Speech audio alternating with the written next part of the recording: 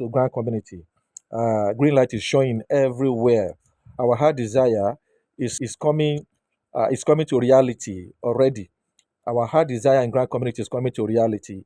As you can see, the green light everywhere now. It is happening already. It is happening already in the history of Grant in Nigeria. God has answered that prayer, my people. When I tell you that you should relax and keep praying to God.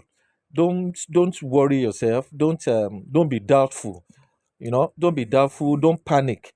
When I told you, or when I'm telling you that you should not panic, you should just relax and trust in the Lord and continue in prayer of thanksgiving to the Lord.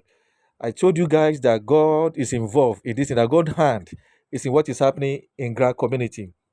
Ladies and gentlemen, uh, the record or the audio I'm about to play you now will wow you, and it will also rejuvenate you and revitalize your hope and bring back your hope alive again. My people, God has answered our prayer. God has answered our prayer already, as IMF, the National Monetary Fund, has called on the federal government of Nigeria to expedite the completion of its cash transfer program to support the vulnerable household in all the states of the federation in on immediate effect, describing the situation as a crucial priority in the face of the ongoing economic reform. Yes, so my people, I wanted to listen to this audio record of the national radio broadcast or news on the national radio. Listen to it to the end, because it's towards the ending part that the IMF matter comes up. So listen, make sure you listen to it to the end, and hear for yourself.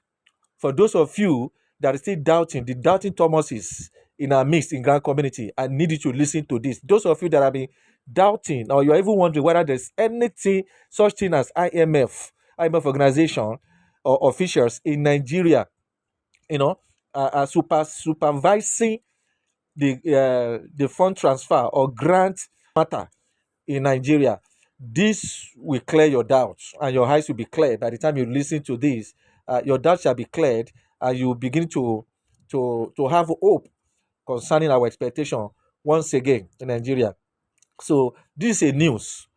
This news carry to this news on the national radio to the end, and I'll see you soon with another powerful and so lifting, interesting update as soon as possible. Tinubu will join fellow Muslims at the National Mosque in Abuja today for a special prayer session dedicated to the nation's peace, progress, and prosperity. This was contained in a statement yesterday by Special Advisor on Information and Strategy, Bayo Ononuga. The prayer session coinciding with the holy month of Ramadan and coming just 2 months before his administration's second anniversary underscores the president's belief in the power of spiritual reflection and collective supplication in shaping the country's future. The president called on Nigerians to pray for divine guidance, national unity, and healing, emphasizing that collective supplication remains vital for the country's progress. And still at the Aso Villa, Ghanaian President John Mahama yesterday visited his Nigerian counterpart Bola Tinubu at the State House in Abuja. The visit, the first since his inauguration on January 7th, is to brief Tinubu, who also doubles as the chairman of the ECOWAS Authority of Heads of State and Government, on his recent visits to Burkina, Mali, and Niger. Briefing journalists, the Ghanaian leader said he was in Nigeria to keep Tinubu updated on diplomatic efforts with the military junta leaders of Mali, Niger, and Burkina Faso aimed at addressing regional security and stability. But also to brief him on a visit I made to the Sahelian countries, Burkina Faso, Mali, and Niger, to bring him up to date with some of the issues that I discussed with him. As ECOWAS chairman, it's my duty to come and brief him on some of the concerns that were raised there, so that we continue to see how to dialogue with those other countries. Well, it's a complicated situation, and it's not as easy as we might think, but we just need to continue to dialogue and see how we can continue to cooperate together. Responding, Tinubu said in talks with the Three Alliance of Sahel States, AES, by its French acronym, were essential to safeguarding lives and fostering prosperity across the region. I'm indeed very happy of effort is made to have a bridge between the AES countries and the ECOWAS. It's not a bad idea for us because of the security situation in the Sahel region and what economic opportunity that we must embark to ensure security of life and properties of our citizens. The innocent people in this episode are the citizens of those countries. Not much about us, the leadership. The citizens must be the first, beneficiary and the first part of reasons together.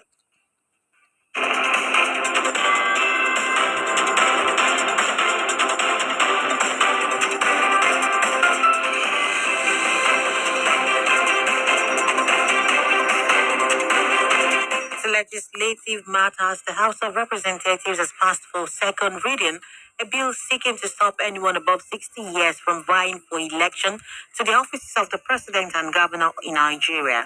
If this bill scales legislative scrutiny and is signed into law, President Bola Tinubu, former Vice President Atiku Abubakar, and the 2023 presidential candidate of the Labour Party, Peter Obi, will miss out on the 2027 presidential contest as they are all above 60 years of age. The bill was one of the 31 proposed legislations which scaled second reading during yesterday's plenary session. The House also passed for second reading a bill for an act to alter the Constitution to provide for mandatory inclusion of youth and persons living with disabilities in political appointments.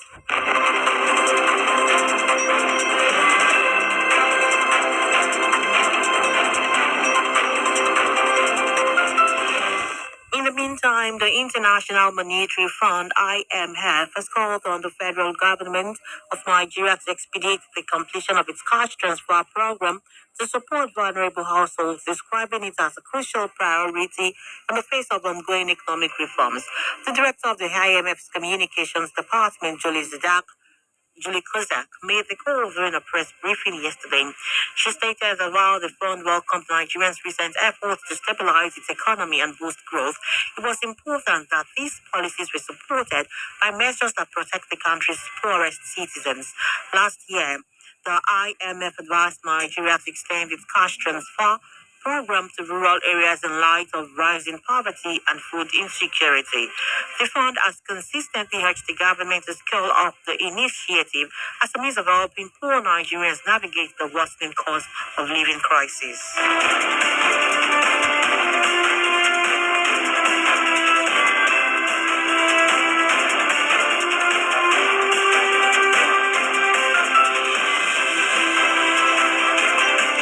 Meanwhile, activist Omoyele Sowore and lawyer Imibe Efyong, among other Nigerians, have reacted to the query letter issued to a nursing student by the Delta State College of Nursing Science, Osato Edobo, over a recorded video of an event which had the First Lady Olu. Good evening, honorable ladies and gentlemen of the Grand Community. My name is Pastor Donald Obasokori, SSA to Joyce Lovely and Director of Special Duties Joyce Lovely team on March 2025. I want to address an important issue very quickly. Number one, a lot of people are being confused because of giving yourself to so many channels of information. And that is one thing I want to address this evening. Assuming that you are a medical student and most of the structure and the system of the governance of the nation, Nigeria, is to be doing is to embark on prayer.